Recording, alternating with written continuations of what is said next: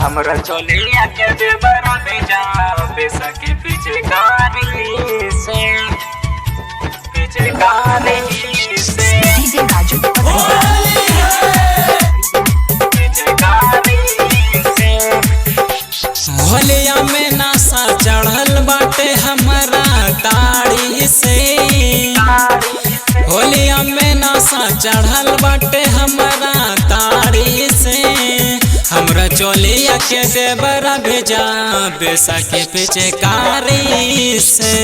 हमरा चोलिया के देवरा भेजा पैसा के पीछे कारी से।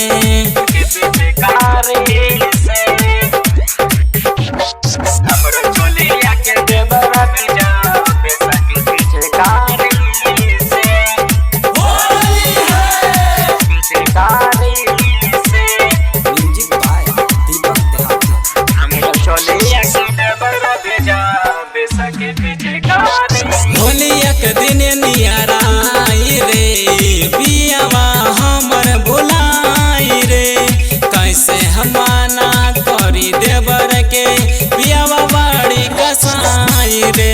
होलिया के दिन नियराई रे पियावा हमर भुलाई रे। कैसे हमाना करी देवर के पियावा बाड़ी कसाई रे।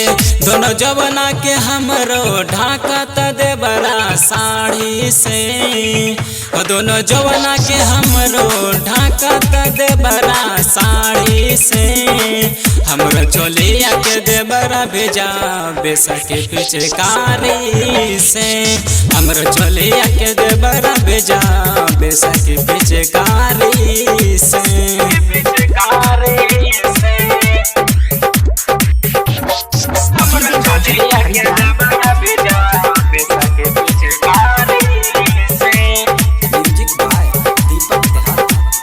अभी आप सुन रहे हैं एमआरएस म्यूजिक के शानदार प्रस्तुति। हमरा चोलिया के देवरा भेजा पैसा के पीछे हंसत खेलत देवरा हमर गलिया के दोनों रंगता। कैसे हमाना करी मिथुन के चोलिया के हमरो रंगता। हंसत खेलत देवरा हमर चोलिया के दोनों रंगता। कैसे हमाना करी लालू के लांगा के हमरो रंगता। होलिया में हमरो जवानी कोड़े कोदारी से। अरे होलिया में हमरो जवानी कोड़े कोदारी से। हमरो चोलिया के देवरा भेजा पैसा के पीछे कारी से। हमरो चोलिया के देवरा भेजा पैसा के पीछे कारी से।